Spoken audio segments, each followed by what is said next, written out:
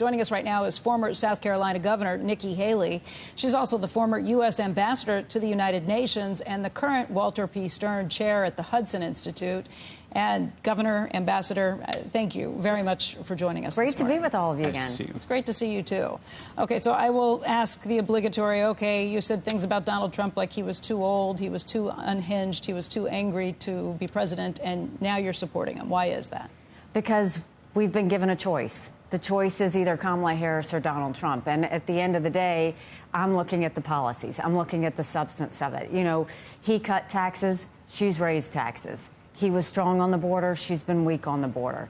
He was tougher on national security. She's been weaker on national security. I look at the cost of housing and groceries and my kids and what they have to go through. It's 19% increases. And so for me, it's not about whether you like a candidate or not. It's about what's the next 4 years going to be like. And I don't think we can have another 4 years like what we've already had. Roger Altman was just here. He's a Democrat who was formerly the Deputy Treasury Secretary under President Clinton. He said that he looks at it, the reason he's supporting Kamala Harris, even though he doesn't agree with all of her policies, is that he thinks overall she's going to be working on behalf of middle-income Americans and lower-income Americans, that she'll be doing things to get at the prices you just talked about. Why do you think Donald Trump's policies would be better in those areas? I respectfully disagree. How can you say that when she's already talked about raising taxes, where she's talked about rolling back the tax cuts? When you look, she was the tie-breaking vote on the two biggest inflation drivers we've seen with the American Rescue Plan and the Inflation Reduction Act. So take her at her word, take her at what we've already seen her do, and know that you're going to have more of that.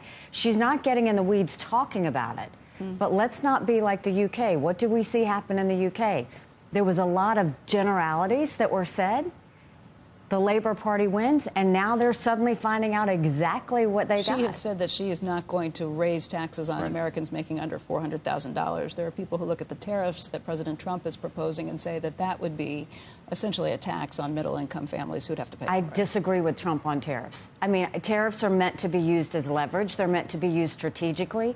If you do tariffs across the board, you're raising prices on farmers, on businesses, on consumers. It's never a good idea.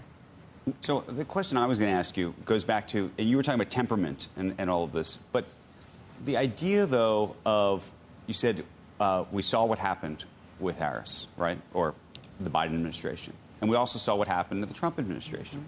And the question is, how, and I know you're talking about policies, you like Trump's policies, but you also have said disastrous things about not just his policies, but, I mean, not policy itself, but ultimately democracy in this country. I mean, you've talked about that, and you've seen it. We've seen it with our own eyes. And so I'm just trying to understand how you sort of make that leap. For those voters out there who are listening to you, who may agree with you, who may disagree with you, what do you tell them? That, look, if I thought either one was good, I wouldn't have run for office. I thought I could do a better job than what we have. But now that we're given this, we don't have perfect candidates, but we do have to figure out which one's going to work for us.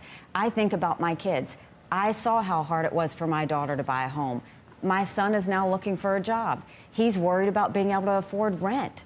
I see what my daughter's grocery bill is. I look at all of those things, and when you talk about taxing unrealized gains, when you talk about more stimulus packages... packages... The unrealized gains piece, by the way, which I don't agree with either, is not something that's going to impact most Americans. You agree with that? No, I agree, but it's the mindset. If you're going in with that mindset, if you're going in with the mindset of we're going to take tax dollars from one group of people to pay off college loans for another group of people, it's that socialist mindset that's a problem.